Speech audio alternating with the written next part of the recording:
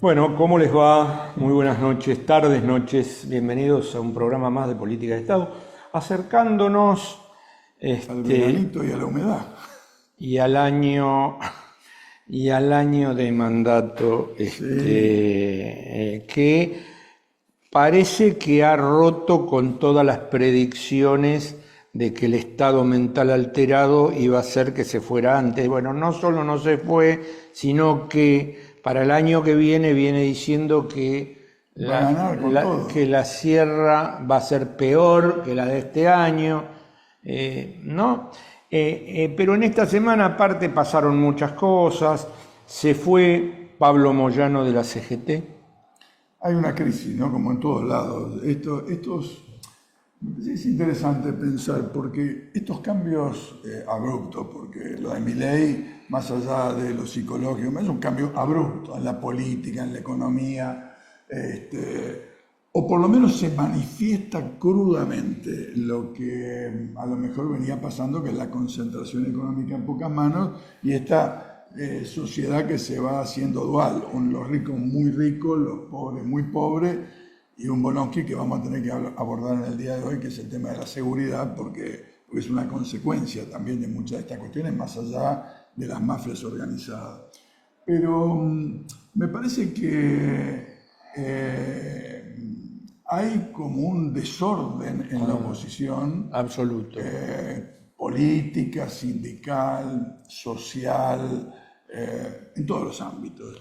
Y es porque me parece el cachetazo todavía No, está claro. Está que por eso te dije, se iba en 4 meses, se iba en 6 meses, Sí, no se fue nada, agravó todo.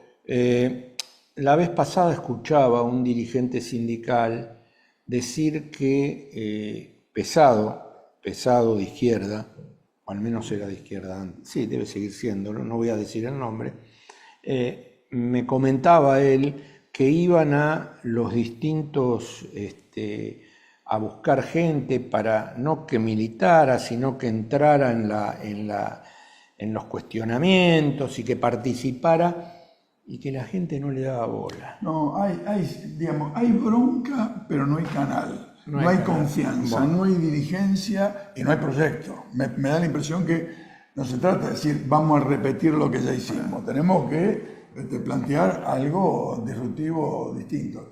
Este programa va a salir antes de una jornada que está prevista la semana próxima, vinculada a esta pregunta sobre Moyano. El jueves 5 de diciembre, va a haber una movilización en la Plaza de Mayo, convocada por las centrales sindicales, las 2 CTA, y algunos gremios de la CGT, más fuerzas políticas, sociales. Pero es como decir, no queremos cerrar el año sin dar alguna señal fuerte de que nos estamos articulando y que esto no puede pasar. Pero la verdad, no hay una propuesta, en mi visión, no hay una alternativa. No, y yo coincido con vos, me parece que hay, bueno, yo te había dicho la otra vez, programas pasados, en la gente una anomia que vos no te la explicás, ¿viste? Porque decís, a ver, voy a ser muy crudo, se están cagando de hambre, ¿qué les pasa, viste? El martes estuve en la Plaza de Mayo con los jubilados. Ah, ¿estuviste? Éramos 100. Éramos 100. Bueno. No, digo, esto para reafirmar lo que vos decís. Después, vos agarrás cualquier jubilado, está la puteada, no le alcanza, no llega, tiene que pelear a los hijos. Pero después, ¿quién los convoca? ¿Para qué los convoca? ¿Qué proyecto hay? ¿Qué posibilidades concretas hay? Entonces se genera esta situación de divorcio entre el mal humor y no tengo cómo canalizarlo. Y esto que dijiste antes, con lo cual estoy absolutamente de acuerdo, el año que viene es un año pesadísimo, es un año que vamos a tener para divertirnos, no sé si para divertirnos o para llorar, porque es un año político. Sí, claro, eminentemente. Si esta gente crece... Bueno, ya eso lo hablamos en algún programa. Ellos van a vender, de cualquier manera van a vender éxito a la próxima elección porque renuevan 3, 4 diputados. Pero hay que ver en la globalidad, Claro. porque le van a sacar diputados al PRO, Al a los peronismo. radicales, al peronismo, a los bloques estos de, no sé cómo ubicarlo, donde está Pichetto. Sí, eso va. Va a sacar de por ahí, ¿no? Que Racing ganara la Copa Sudamericana, más allá de que yo pueda estar más contento o menos contento, generó que se muriera, no voy a hacer un chiste de humor negro, pero fue así. Terminaba el partido, el tipo veneno de Independiente, ¿Qué pasó? le explotó el cuore. O sea, no toleró que el primer grande ganara la Copa. Fue uno de los grandes culpables vendepatriotas o vendepatrias de la Argentina, Roberto Dromi. Sí, señor, así es. Vos lo debés haber sufrido, vos lo debés haber sufrido en los 90. Pero un liquidador de Bueno, todo lo público, bueno, como el amigo Milei. Ahora era asesor de Milei. Claro que sí. Nadie hace chistes con la muerte, pero voy a ser muy franco, no se me cayó, no una lágrima, no se me cayó un gesto. Vamos a un programa distinto, empezamos todo este mes hasta enero, febrero, con programas de 1 hora y va a tener invitados de la puta madre, valga el término. La primera, Sabina Frederick, ex ministra de Seguridad. A ver qué nos cuenta y qué le cuenta a usted. Tal como dijimos en la apertura al principio, íbamos a tener una serie de programas distintos en lo que restaba del año, todos ellos con invitados muy especiales y a los cuales les íbamos a dar la hora completa del programa. Y para arrancar nada mejor que una exministra en un ámbito realmente muy complejo para todos los argentinos, no solo para el conurbano, no solo para AMBA, realmente. Y leyendo el libro vamos a interpelarla sobre alguna cosa que ella dice que tiene que ver exclusivamente con esto que estoy diciendo. Gracias Sabina Frederick, hoy no dije Sabrina, dije Sabina, o sea, no me equivoqué. Gracias por estar en Políticas de Estado, todo lo que falta ahora. Nosotros estamos tratando desde este humilde rincón de generar con los invitados. Sí, pero el libro me provoca a mí, no a vos, el título del libro. Ah, seguro. Sí, claro. Porque vos sos peruca, yo Sí, soy progre. sí.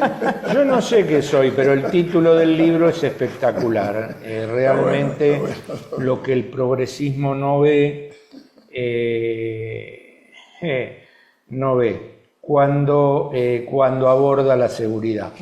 Yo te quería hacer una pregunta para arrancar, supongo que después con Eduardo tendremos variedad de ellas, pero esto de los ebook me impide escribir.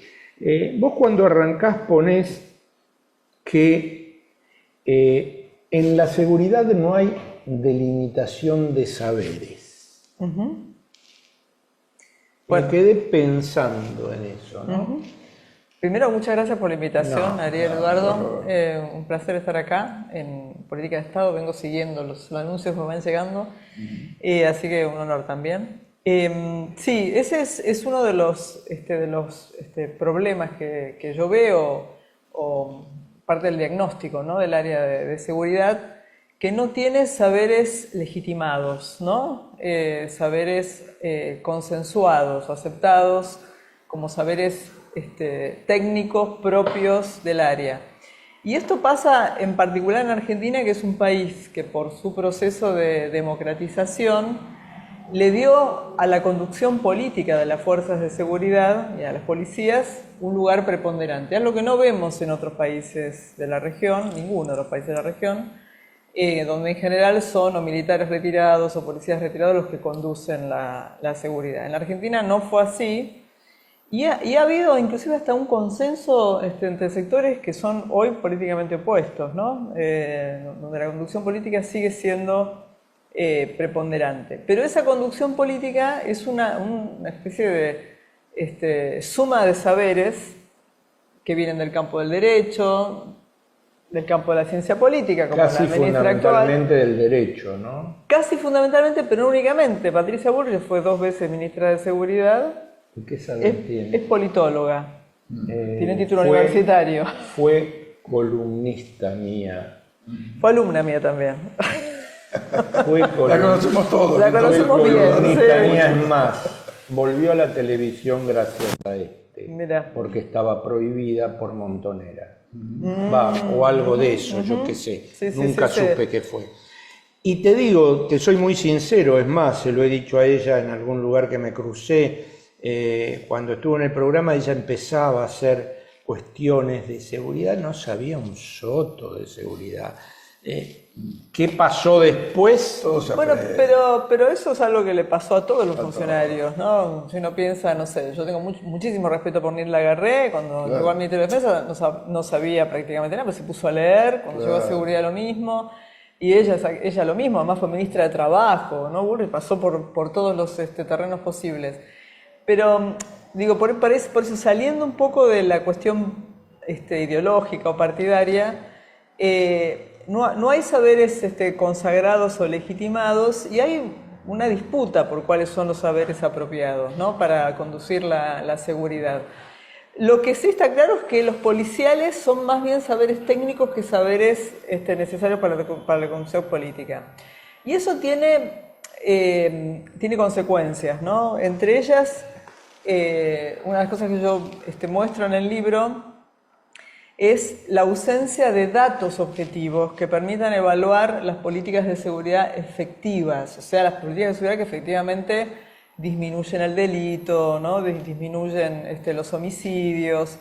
Tenemos un único dato, que es la tasa de homicidios, que es el indicador más confiable, porque una persona fallecida deja un cuerpo y eso hace que sea un dato objetivo.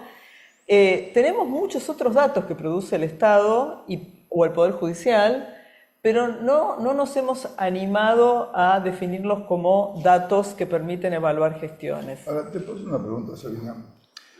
¿Vos pensás que solo, te lo digo así casi provocativamente, solo el tema de saberes, de técnicos, de estudiosos, es lo que hay que tener en cuenta? Yo te aclaro, quizás no lo sabes cuando hemos hablado de esto, yo trabajé mucho con Leonard Arnián en el tema de la reforma en la provincia de Buenos Aires. Y nosotros hicimos una experiencia donde, aparte de cortar cabezas, como se nos dijo, el tema básicamente era cómo interpelar o interactuar con distintos sectores sociales en distintos territorios para tratar de conocer la diversidad de la realidad de un territorio tan diverso como la provincia de Buenos Aires. No es lo mismo el Gran Buenos Aires, el primer cordón, el segundo, el tercero, o Ayacucho o otra ciudad del interior, ¿no? Sí, o sea, ese es uno de los problemas que tiene el área de seguridad, que no tienen otras áreas. Yo acá lo comparo con lo que fue la gestión de la pandemia y esa creación muy acertada del presidente Alberto Fernández, supongo consensuada con Cristina en ese momento, de crear un comité de científicos que hizo que todos los programas de televisión renunciaran a los habladores seriales y pusieran efectivamente gente que supiera del tema. Esto es algo que no pasa en seguridad. Y entonces ese es un aspecto del problema. Hay otros más que el libro toca. Uno de ellos está asociado a un recurso que se convirtió prácticamente en el único recurso del cual se ha valido el progresismo y que ha podido controlar relativamente y que la derecha lo usa abusivamente, que es el recurso a la saturación policial. Mucha policía en la calle, mucha policía en la calle. Bueno, eso te iba a preguntar porque vos decís en un momento que en los 2 años que fuiste ministra te pedían más represión y más gendarmes. ¿No? Yo digo, bueno, qué divertido esto, ¿no? Sin que hubiese diferencias partidarias, ¿no? Políticas, era como el único recurso. Eso es algo que no atravesaron ustedes en la gestión de León, ya sea en la de los 90 como en la del 2004-2007. Estuve en la de los 90. Claro, bueno, menos porque es algo que se instala después del 2001. Un ejemplo es la Gendarmería Nacional, que es la fuerza de seguridad más grande que tiene la Argentina y la que se convirtió en la fuerza de apoyo del gobierno de Néstor y de Cristina. Néstor decide duplicar la fuerza, la Gendarmería. Bueno, mucha desconfianza en la Policía Federal porque lo que había pasado en el 2001, etcétera, etcétera. Pero lo que hizo fue hacerla crecer y ampliarle la cantidad de competencias, ¿no? Estaba en la frontera, la trajo a la ciudad de Buenos Aires, la llevó al Gran Buenos Aires, después la llevaron a Rosario y obviamente quedó instalada como una fuerza con mayor legitimidad que las policías, pero que lo que básicamente hacía era dar tranquilidad, porque esa era una oferta de la política, por la sola presencia. Claro. Eso es una solución de corto plazo. Claro.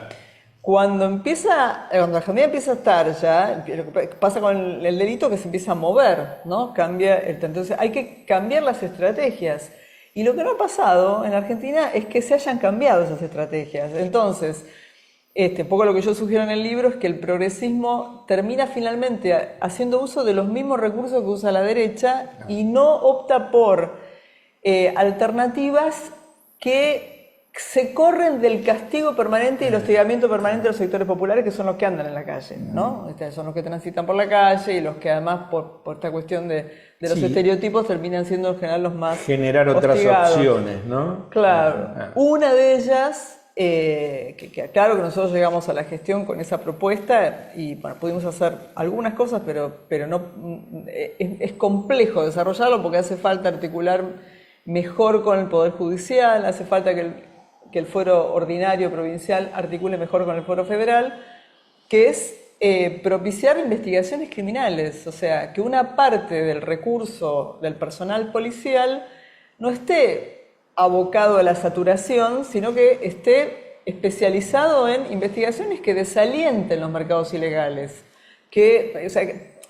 no pensar solo la investigación en el contexto de una causa judicial, obviamente, como la conjuración del delito. No, es también preventivo, porque en la medida en que el Estado tiene capacidad para investigar y alcanzar a responsables, no digo al que te roba el celular, sino al que compra, el que compra, o inclusive las empresas de telefonía celular que tienen mecanismos que permiten que un celular robado pueda tener una línea alternativa. Entonces, ahí nos falta capacidad de control del Estado y una mayor articulación entre los diferentes niveles del Estado. Y también, digamos, hay leyes que son un estorbo, ¿no? Para esto que yo estoy planteando. Una de esas es la ley de estupefacientes, la ley destinada a ser punible del consumo a la tenencia a la comercialización. Porque es una ley que es una ley vieja ya, es de los fines de los años 80, del 89, que hay que decir, es más dura que la ley que sobrevivió a la dictadura, porque durante la dictadura la ley permitía el consumo en la vida privada, bueno, esta no. Esa ley, que ya tiene más de 30 años, es una ley que no disminuyó el consumo, porque hay más consumidores, no disminuyó la oferta, porque la droga, según la última encuesta de Cedronar del 2007, lo que plantea es que hay mayores facilidades para acceder a la droga y incrementó de una manera estrepitosa la cantidad de población carcelaria. Entonces, es una ley que a las policías, a la fuerza de seguridad, la obliga a actuar. Si uno va, por ejemplo, a los datos de la Procuración de Lucha contra el Narcotráfico, que es el Ministerio Público Fiscal, lo que encuentra es que, es por eso digo, estadísticas que existen pero que no se toman para analizar las políticas de seguridad. Lo que muestran esas estadísticas es que entre el 2011 y 2022, o sea, una parte del gobierno del último gobierno de Cristina, entre el 2011 y 2022, el 36% de las causas por delitos contra la ley de estupefacientes, el 36% fueron por consumo de droga, 36%. 12% por tenencia para el consumo, que es prácticamente... Pérdida de tiempo, te diría. Pérdida de tiempo, dispendio de recursos, trabajo policial que muchas veces no termina en una causa con sentencia, se quedan, digamos, en el cajón. Claro. Pero es una intervención policial que está desviando, y también es una intervención policial en flagrancia, ¿no? Porque la mayor parte se producen en flagrancia, no son por averiguaciones de delitos, por investigaciones, por inteligencias avaladas por la justicia. Entonces, ahí tenemos, la verdad que un agujero negro y una insistencia con las mismas herramientas. Ahora, te interrumpo, te llevo un minuto atrás. ¿Esto tiene que ver con que Argentina dejó de ser hace años un país de tránsito para convertirse en un país de consumo? O las dos cosas. Sí, es de tránsito pero es básicamente de consumo, porque exportar ilegalmente droga a Europa desde Argentina es un poco más caro que hacerlo desde San Pablo, ¿no? O sea, la vía principal de salida de la droga hoy es el puerto es el puerto que está en San Pablo. De Santos. El puerto de exactamente, el puerto de Santos. Esa es la ruta mediante la cual, o sea, viene desde la frontera de Bolivia y Perú con Brasil y de ahí sale por el puerto de Santos. Ese es el lugar más económico, porque si no hay que bajar, es bastante más costoso. Se ha encontrado droga en tránsito en grandes cantidades, o en relativa grandes cantidades para nosotros, que habría llegado a través de la hidrovía. Ahora, el mundo de la hidrovía es más un mundo de fantasías y fantasmas que de conocimiento exhaustivo. No tenemos realmente un conocimiento como para decir, y me refiero a las causas, ¿no?, que se han iniciado. Los datos de la Procunar, de la Procuración de Lucha contra el Narcotráfico, muestran que una parte de la droga que se secuestra en procedimientos grandes con investigación, o bien proviene por vía terrestre de la frontera con Bolivia o de la frontera con Paraguay, pero terrestre, o bien de vuelos que vienen desde Uruguay en avionetas y cruzan. El último que agarraron en Santa Fe es una avioneta que aparentemente venía de esa zona. Entonces, no tenemos conocimiento sobre exactamente lo que pasa en la hidrovía. Hay también acuerdos de aduanas entre Paraguay y Argentina que hacen que la prefectura no pueda abrir los contenedores a menos que los precintos estén falseados. O sea que habría que cambiar la legislación y los acuerdos para poder tener mayor información. Igualmente no es mucha la droga, o sea que,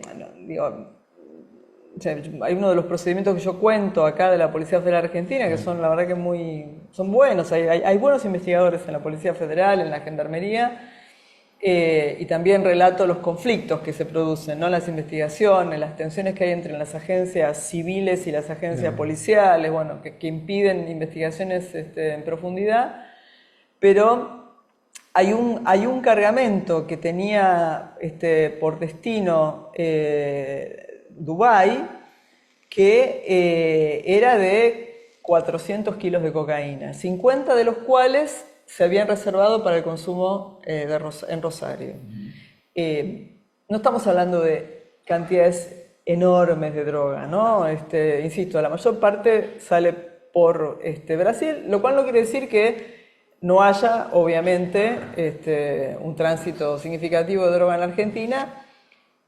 Y lo que tampoco tenemos es conocimiento, y por eso digo que el aspecto de la investigación criminal es central para poder hacer algo distinto. No tenemos conocimiento de dónde viene la droga en Rosario.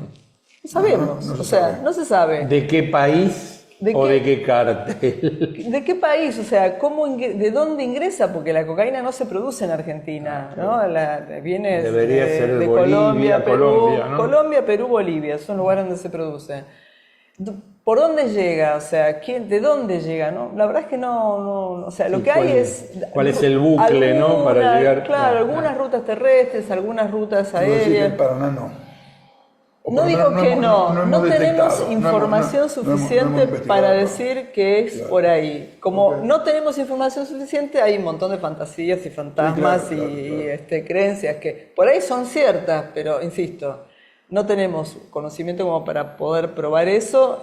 No lo tiene la Procuración de Lucha contra el Narcotráfico. Nosotros hicimos una pequeña experiencia micro, insignificante, que no sirvió para nada. En el año 2000, 2001, yo realicé una encuesta en las distintas parroquias, templos, congregaciones religiosas de Vicente López.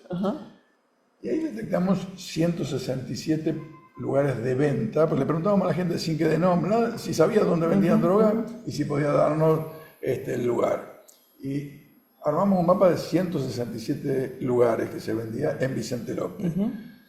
En realidad, eso vos podés decir, va al consumo, no tiene sentido, pero era una punta que uno podría haber investigado para arriba, no para ir a castigar el consumo individual, sino para ver de dónde se juntaba todo eso, cuál era el cártel que funcionaba, cuál era la organización.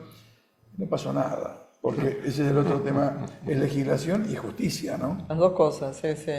Sí, la idea de que se puede llegar a través de los búnkers que venden para el consumo a los distribuidores o a los intermediarios, y es algo que no, como vos decís, no ha prosperado, en gran medida porque, primero por el miedo de aquellos que son detenidos o hablan, porque son grupos con una capacidad de ejercicio de la violencia muy grande. Después, porque sabemos todos que hay connivencias, ¿no? No solo con la policía, también con algunos sectores del Poder Judicial, también con el poder político. El poder político, hay que decirlo, el poder político. Entonces, y después porque ese dinero, yo lo insinúo en el libro, ese dinero que sale de esa regulación espuria que hace la policía, que yo digo en la provincia de Buenos Aires hay que tener cuidado porque la violencia baja con esa regulación, en Santa Fe. Ahora recién está bajando, pero venimos de unos años terribles, en parte porque la policía no podía regular los territorios, ¿no? de venta. Pero ese dinero, ¿a dónde va? ¿No? Bueno, entonces, yo creo que para hacer las cosas de otra manera, bueno, hay que ir en profundidad hacer realmente las cosas de otra manera y no seguir manteniendo como una especie de status quo, porque finalmente lo que ocurre es que la gente sabe dónde se vende la droga, sabe que la policía no hace nada y a la vez ve a los chicos consumidores robando.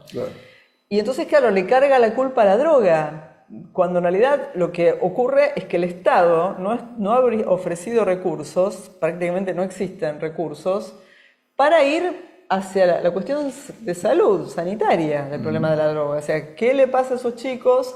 Estoy hablando de chicos, pues son chicos de 13, 12, 11, 15, que recurren al consumo. Entonces termina siendo un problema policial. Cuando vemos que el problema termina la policía, que es un poco lo plantea el libro, ¿no? Estamos llevando problemas que en realidad se originan en otro lado a que lo resuelva la policía, donde la policía lo que puede hacer es usar la fuerza. ¿Vamos a un corte? Vamos a un corte de Somos y me gustaría empezar con quién le pone el cascabel al gato. Es un viejo dicho. Yo, como soy viejo, me acuerdo de esas cosas de la infancia, pero te metiste con un tema que a nosotros, a mí particularmente, me fascina porque he tenido relaciones en Colombia y demás, y me gustaría que nos metiéramos un poco en ese meandro del río, ¿sí? Vamos a la pausa de Somos y volvemos con Sabina Freder, y le dijimos que iba a ser de primera y no va a alcanzar con un programa. Vuelve el calor, vuelve el mosquito. Para prevenir la propagación del dengue, hay que impedir que el insecto se reproduzca. Evita la acumulación de agua en todos los espacios de tu casa. Municipio de Morón, corazón del oeste. Acompaña a Política de Estado. Puerto La Plata, un importante nodo logístico para los sistemas productivos de la región. Un puerto en continuo desarrollo. Puerto La Plata, el puerto del futuro.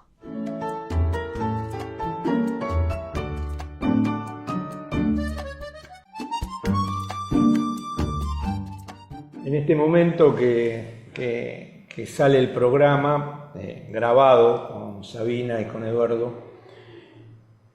Cuando sale el programa es el primer, yo sé que usted el fútbol mucho, no, casi nada, pero es el primer partido que juega Rosario Central en el momento que sale el programa, en su cancha, en Arroyito, en el Gigante, después de los 10 tiros que le pegaron a Pillín Bracamonte, que nosotros lo hablamos en el acá. programa anterior.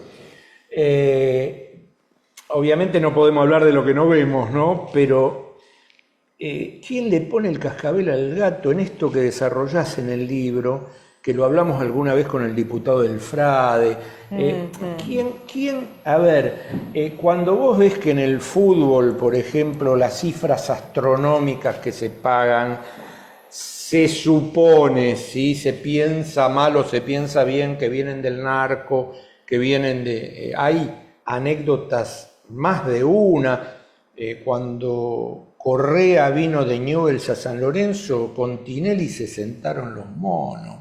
Debo decir que, bueno, no hubo nadie que estuviera ahí para decirle al pájaro cantero, amigo, venga. Entonces, en esto que vos planteás en varios lugares y que al final te metés mucho, ¿qué se hace con lo que llamaste la connivencia? Sí. Bueno, ¿qué tema? Y pusiste muchos temas sobre la mesa. Yo creo que Rosario es... Perdón, lo puse porque vos dijiste, antes que fuéramos a la pausa, que se había parado. Pillín Bracamonte supuestamente había parado el consumo y el choreo en la barra brava de Central. Un ordenador.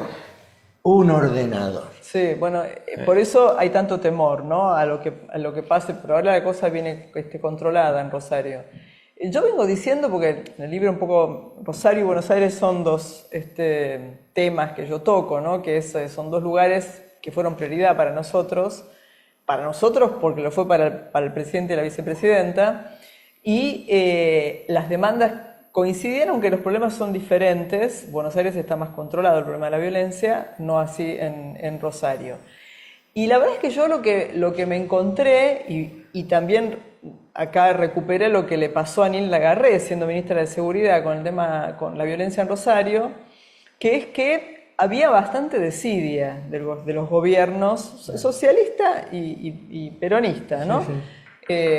Concretamente el de Bonfatti y el de Perotti, que es el que me tocó a mí. El gobernador Bonfatti, cuando Garré le pregunta, le pide, le dice, bueno, ¿ustedes qué estrategia tienen para parar los homicidios? ¿Qué le contesta Bonfatti? No es un problema, se matan entre ellos. Está publicado en el diario Clarín. En Marcelo Saín es duro, digamos, con eso. Él habla directamente de complicidad, ¿no? Claro. Yo, que lo tuve a Saín como contraparte, recibí la misma respuesta.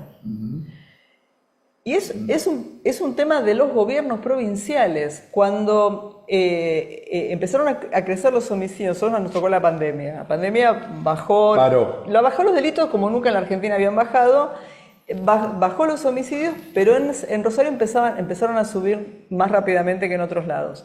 Nosotros creamos Mi mujer es abogada y se sonríe con la bajada de delitos, ¿no? Sí, inédito, ¿no? Y además creo que es una de las cosas positivas de la pandemia.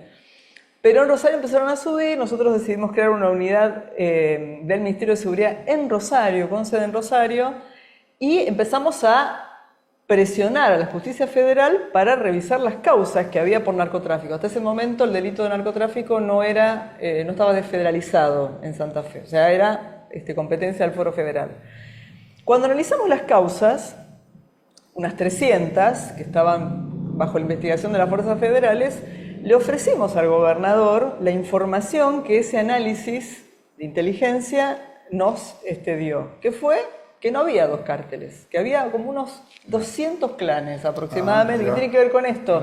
No había dos jefes, como se vendía en la televisión o en los medios, los Alvarado, no había dos, había muchos más. Y eso es una fuente de violencia, porque como hay una disputa por el liderazgo y por territorios, había Cuando le ofrecimos esa información al gobierno de la provincia y le dijimos, nosotros tenemos esta información, crucémosla con la de ustedes, que tienen las causas de homicidio, que nosotros no podemos ver porque son del fuero provincial, nos dijeron, nosotros ya lo sabemos, no nos importa. Ok, necesitamos gendarmes. Bueno, mandamos los gendarmes a las zonas donde están habiendo homicidios. No, los queremos en Boulevard Oroño, o sea, en el centro de Rosario. Bueno, yo creo que ahí cometimos el error de haber cedido, ¿no? De no haber dicho, no, miren, la verdad. O sea, en lugar del Gran Rosario, en el Boulevard Oroño. ¿Pero por qué? Porque el criterio seguía siendo, se matan entre ellos, no es un problema. Claro. ¿Cuándo para eso? ¿Cuándo se frena eso? Cuando en marzo de este año 2024 empezaron a matar, por un error que comete Puyaro sobre el comienzo de marzo, comienzan a matar gente que ya no es desechable. Comienzan a matar taxistas, colectiveros, playeros en el centro de la ciudad, o sea, de circunvalación hacia el río. Cuando pasa eso, Puyaro, que es un tipo que viene a ser ministro, había sido ministro de Seguridad, tiene claro qué hacer y decide hacer algo. ¿Por qué? Porque ya no solo mataban gente que era desechable o no importaba, sino empiezan a matar gente que sí importa. Y Rosario, yo llegué a Rosario ese día, el lunes siguiente al asesinato del playero, había un congreso de antropología latinoamericana, y era increíble, era como si hubiera habido estado de sitio, no se movía nadie en el centro de la ciudad, estaban los restaurantes cerrados, realmente terror tenía la gente. Bueno, entonces, ahí hay algo que tiene que ver con las prioridades políticas. No puede ser que los gobiernos provinciales, alineados con el poder político nacional, no respeten principios básicos del progresismo, ¿no? Que es que la vida, todas las vidas importan, ¿no? No es que algunas tienen más valor que la otra. Y la prioridad en el tema de inseguridad es reducir los niveles de violencia letal. Y eso no ocurría, ¿no? Entonces, yo creo que los ministros de seguridad quedan atrapados en las decisiones de los gobernadores, así como que uno también, yo como ministra, dependía de las decisiones del presidente. El presidente me decía que para acá o para allá. Si uno no está de acuerdo, lo que hace es renunciar, ¿no? Pero bueno, yo creo que Rosario ha tenido esa orientación hasta ahora. Y la verdad hay que decirlo, Puyaro consiguió bajar los homicidios a niveles que hace más de 10 años que no estaban. O sea, lo que se está viendo en estos días es real, porque yo la única información que tengo es periodística, digamos. Sí. Ha bajado realmente. Sí, ha bajado, efectivamente, pasaron de 300, el año que más homicidios hubo fue el 2022, creo que llegó a 327 en todo Santa Fe, y ahora están en 148. Claro. Entonces, y no tienen esa cifra desde, bueno, por lo menos desde hace más de 10 años. ¿Y cómo se logró eso? Y eso se logró, a ver, la información que tenemos, algunos dicen que ni siquiera los santafesinos saben por qué. Yo creo que sí saben por qué. La policía de Santa Fe en Rosario era, y esto por información que yo tenía de las fuerzas federales, eran parte del problema. Claro. ¿Por qué eran parte del problema? Porque a diferencia de la policía de la provincia, que tiene autoridad para decir acá sí, acá no, cobrar obviamente por eso, acá sí, acá no, la policía de Santa Fe en Rosario era una banda más. Entonces, hay trabajos serios que muestran que los tranzas, los narcos, terminaban trabajando para la policía. Ni siquiera tenían que negociar con la policía, trabajaban para la policía. ¿Qué hace Puyaro? Y Puyaro pone orden ahí, y bien, no sé cómo lo hizo, pero supongo que sabrá cómo hacerlo porque fue ministro, ¿no? 4 años. Puso orden, la policía hoy tiene herramientas que yo te diría que para el garantismo son bastante cuestionables, pero bueno, paró la violencia letal, ¿no? En todo caso habrá que hacer investigaciones ahí en la Comisión. A Bonfatti le habían ametrallado la casa, ¿no? Bueno, claro, pero tenía este discurso. Está publicado una nota en Clarín donde Garré lo denuncia, porque es para denunciarlo. Algo que yo no hice, bueno, lo digo en el libro, pero porque es grave, ¿no? Hizo eso, alineó al poder el Ministerio Público de la acusación con la policía, porque lo que venía pasando, esto es algo que yo sé por investigadores antropólogos, ¿no? Que han trabajado sobre el tema, el Ministerio Público de la Acusación competía con la policía. Entonces la policía no podía garantizar en sus acuerdos en el territorio allanamientos sí, allanamientos no, lugares donde sí, no. Bueno, lo que hizo Puyaro fue acomodar todo eso, creo que cambió autoridades en el Ministerio Público de Acusación y debe haber alineado seguramente al Poder Judicial, que es una pieza central. ¿Cómo es la preparación de nuestras fuerzas? ¿Están en condiciones? Pues yo digo, hay un tema evidente que es la desigualdad de recursos, ¿no? Porque están mal pagos, no sé cómo están adiestrados en este momento, porque todo eso hace a generar un clima y una actitud y aptitud. El Sin grupo duda, SWAT. Sin duda. Bueno, hay muchas asimetrías en el país, ¿no? Las fuerzas federales son las que están mejor preparadas, son las mejor pagas. Por eso los apoyos, que es cuando se piden apoyos en las provincias, nosotros tratamos como de complementar el trabajo, no reemplazar a las policías provinciales. Y también promover, eso lo hemos hecho nosotros, promover a través del Consejo de Seguridad la capacitación de las policías provinciales. Hay mucho para hacer. Insisto, la demanda por la herramienta de saturación, que es casi como cumplir el ideal de un policía delante de cada vecino, eso va en desmedro del perfeccionamiento de las fuerzas de seguridad.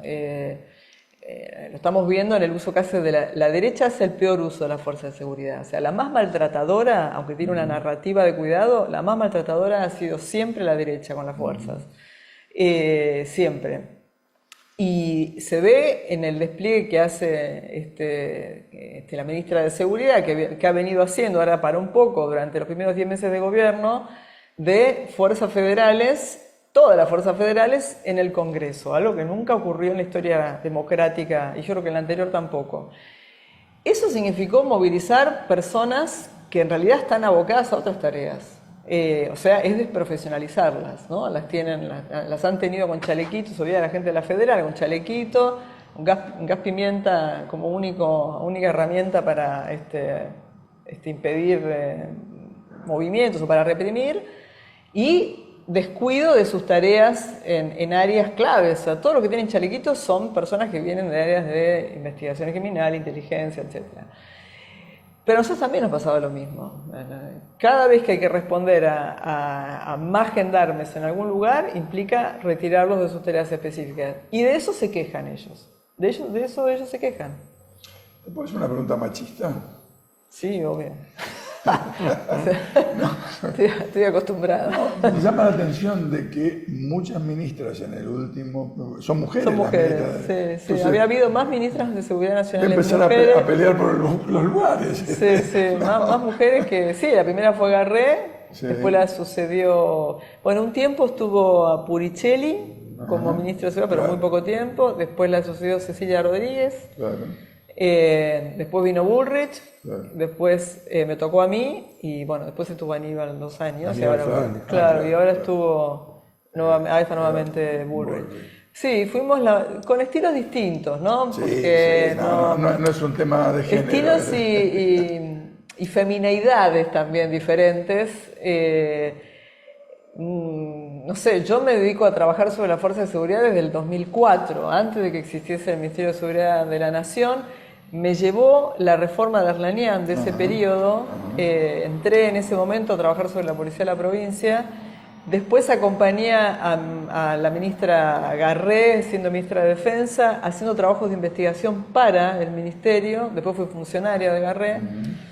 Y trabajé mucho sobre militares y después trabajé sobre la gendarmería como antropóloga. La pregunta era, porque no sé si alguien percibió que tuvimos tantas ministras mujeres, que aparte de cualidad, de información y más allá de la impronta ideológica, es difícil imaginarse. Mujeres, no importa, no se trata de... No tengo una respuesta. Es interesante el hecho de que algo que tradicionalmente uno lo imagina como masculino, macho, masculino. haya tantas bueno, mujeres. ahí tenemos un personaje que creo que ha sido como un personaje que ha trasvasado esa feminidad, que es Bernie, ¿no? Iba a decir, Bernie que vos lo nombrás en el libro. Lo nombro porque el libro también trata de entender por qué hay ciertas figuras que emergen en el terreno de la seguridad que no aparecen en otras áreas, que son rimbombantes, histriónicas, que sobreactúan, ¿no? Bueno, Bernie se compró el personaje. Bernie es eso. Bullrich heredó bastante de ese personaje cuando se vestía de fajina. Ahora no lo hace tanto, pero heredó de alguna manera ese estilo. Y eso tiene que ver con un problema que es más histórico y estructural, que es que qué clase de Estado es el que tenemos, ¿no? Que hace que muchos de los problemas que no se pueden resolver en las áreas pertinentes terminan siendo un problema de seguridad, ¿no? Algunos, bueno, el que yo mencionaba de la droga, que es un problema que ha terminado convirtiéndose en un problema policial, cuando gran parte del problema que genera delitos, no digo que no, debería atenderse de otra manera y no lo estamos haciendo porque el grueso de los recursos están yendo al policiamiento porque tenemos una ley que lo exige, ¿no? Si la ley esa se cambiara sería diferente. Pero también en temas como, bueno, Guernica, que le tocó a Axel, ¿no? Tener que lidiar con ese problema. A nosotros nos tocó el conflicto en Río Negro, el conflicto de las poblaciones mapuches. ¿Por qué existe ese conflicto? Bueno, yo un poco abordo eso. Ese conflicto tiene un origen histórico, no estoy hablando de Roca, estoy hablando de un origen que está ligado al periodo en el que Néstor es presidente, que hace que en Río Negro, en lugar de cumplir con la ley de emergencia territorial indígena, la del 2006, que Bullrich acaba de anunciar que la van a derogar, que frenaba los desalojos, hace todo lo contrario el gobierno de la provincia de Río Negro. Atraviesa un periodo desde el 2006 hasta el 2011 de concentración de la tierra a costa de la población criolla y la población originaria. 480.000 hectáreas fiscales fueron tomadas del sector criollo y rural, ¿no? Y mapuche en favor de empresas con servicios turísticos, de energía, extractivistas, etc. Ese proceso que está documentado, que hizo que se creara una comisión en el gobierno, creo que fue 2012-2015, una comisión del Poder Legislativo Provincial para investigar qué había pasado con ese proceso, con la complicidad del Estado, bueno, terminó en un conflicto que te arrojó varias muertes ya. La de Rafael Nahuel, en la gestión de Bullrich, cuando nosotros nos fuimos, hubo el homicidio de un mapuche en territorio también fiscal provincial cedido a una empresa forestal, creo que Garay de apellido, lo asesinaron a fines del 2021. Hubo este año ya en otros allanamientos un asesinato de otro mapuche, y bueno, hoy están en el peor de los mundos. Pero lo que quiero decir es que hay muchos problemas que se han ido suscitando en temas de hábitat y en temas de trabajo también, que terminan demandando represión, cuando en realidad lo que habría que hacer es repensar esos problemas y tratar de abordarlos de una manera realmente progresista, alineando lo máximo posible a los gobiernos provinciales. Las autonomías de los gobiernos provinciales, yo entiendo, ¿no? Tenemos un régimen federal, pero la verdad es que yo creo que ahí, bueno, hay un gran agujero. Hay una gran agujero. Yo sé que no depende directamente, pero el servicio penitenciario es otro capítulo, me parece, que tiene que ver con la seguridad, ¿o no? Sí, hoy nosotros no lo tuvimos, lo tiene ahora Bullrich. Bullrich pidió el servicio penitenciario federal, que dependiera de ella, y la Agencia Nacional de Materiales Controlados, ¿no? La ex-RENAR, que controla el armamento y los explosivos. Hoy lo tiene de seguridad. Sí, no, digamos, es una fuerza de seguridad que no puede estar armada, ¿no? Al interior del penal. A mí me preocupa el tema, ¿qué haces con el que violó la ley y el que... Bueno, es que ahí yo creo que es otro capítulo que quizás... No, pero yo creo que es un tema de seguridad. Hay muchas organizaciones sociales que han hecho trabajos con la población postpenitenciaria, con la creación de cooperativas de trabajo que apuntan a la reinserción, que han tratado en estos 4 años de gobierno de Alberto y Cristina de comenzar con esa tarea al interior de la cárcel, porque lo que está pasando en las cárceles federales y en las cárceles provinciales es que la gente no puede ni siquiera, o sea, no no hay oportunidades para estudiar la población, ni siquiera para terminar el primario o el secundario. Nos echan. Ok. Te quedaste corta, en algún momento la vamos a volver a invitar, cuando quieran. porque hay evidentemente, bueno, se abren, ¿no? Un montón de temas. Se abren un montón de temas, un montón de cuestiones. No le escapaste, no, le pusiste el culo a la jeringa, digamos, valga la expresión, pero realmente es preocupante si uno se pone a pensar que hay poca prevención, mucha represión. Sí, para cerrar con esto, yo creo que lo que ocurre con la seguridad, y hay un poco el libro que trata de invitar a ese debate, es que se pueden ver otras áreas del Estado, ¿no? Como hay otras áreas del Estado que no están funcionando como nosotros como progresistas querríamos que funcionen, y eso termina arrojando a la basura de la seguridad un montón de temas que la seguridad no los puede abordar como corresponde, ¿no? Gracias de vuelta, Sabina. No, a los dos, muchas gracias, Eduardo y Ariel. Nos vamos al puerto. Lindo programa, ¿eh? Sí, señor. Va a tener rebote todo esto, ¿no? Bueno, y después del puerto, Y después del puerto, bueno, Volvemos el próximo nos sábado. vemos el próximo sábado a las 19, ya con lo que pasó en Rosario. Vamos a ver qué es lo que está pasando y a ver esto del control adentro de las hinchadas, si realmente no se desplaza a que ese control es descontrol afuera, ¿no? Canal 7 somos Cablevisión. 517 del Flow y en el canal de YouTube Política de Estado. Chau, pásela muy bien y gracias por permitirnos entrar en su casa. Hola Ariel, hola Eduardo, hola a todos y todas. Bueno, tercer evento de este hilo. Habíamos hablado de las potencialidades que tiene nuestro país, hablamos de la necesidad de tener un sistema de transporte eficiente para que nuestros productos puedan ser colocados competitivamente en el mundo o para que los productos que vengan del mundo lleguen a nuestro país a un valor también de menor precio. Y para eso hablamos de que una clave es que nuestro sistema logístico sea eficiente.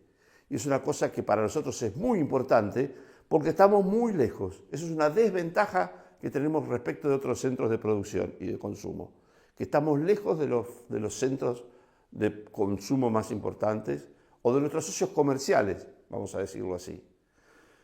Y uno de los factores fundamentales para el negocio internacional es el factor del transporte marítimo, los barcos y su transporte.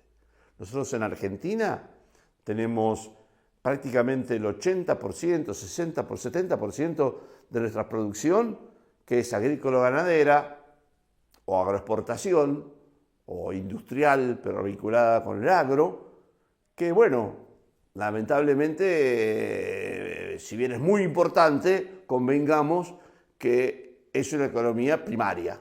Estamos exportando productos que sirven por ahí para alimentar animales en otros lados, para producir comida en otros lados y no son productos finales. Así que nos perdemos varias etapas de la elaboración. Pero eso que exportamos y que nos produce la mayor cantidad de dólares que ingresa a la República Argentina hoy, sale por barcos. Sale por barcos especialmente desde la zona de Santa Fe, complementándose con las zonas dentro de la provincia de Buenos Aires, de Quequén y Bahía Blanca.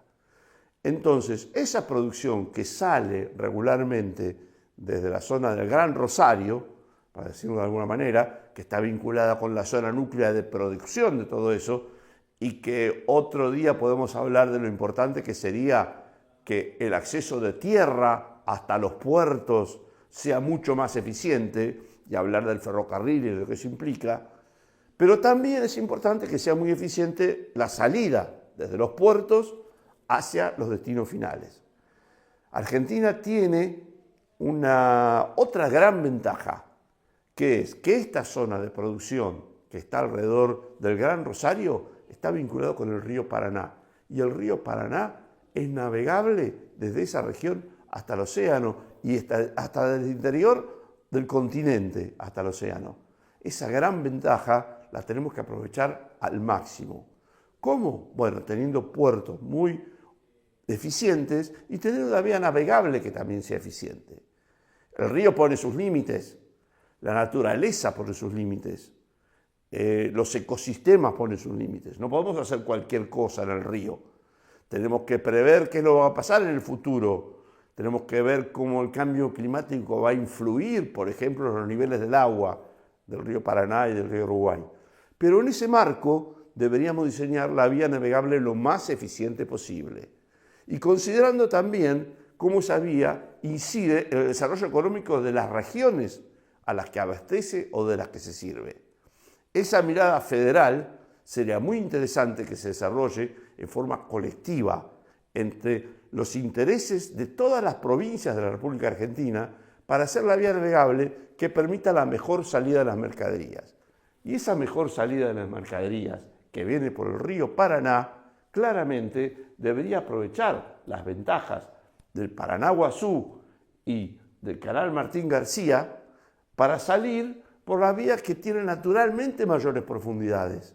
Y esas vías que tienen naturalmente mayores profundidades, después, llegado al punto que aquí llamamos el Codillo, tendría que aprovechar también la posibilidad de salir con las mayores profundidades posibles y en el camino más corto posible.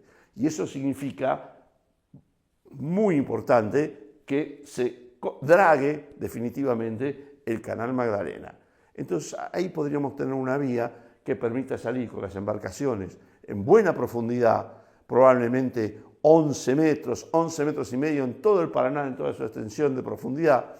Y a partir de aquí, del Puerto de la Plata, podríamos considerar en profundizar aún más esta vía hasta los 14 metros de profundidad y salir por el canal Magdalena, manteniendo la vía del Punta Indio, manteniendo el canal Mitre por las funciones alternativas que proveen, pero además aprovechando esta oportunidad para también permitir que los grandes buques portacontenedores, que sería el segundo gran necesidad de abastecimiento logístico, puedan entrar hasta el Puerto de la Plata como puerto hub y concentrador de estas cargas y evitar tener que hacer transbordos permanentemente en Montevideo, que nos significan un costo adicional y pérdida de competitividad de nuestros productos.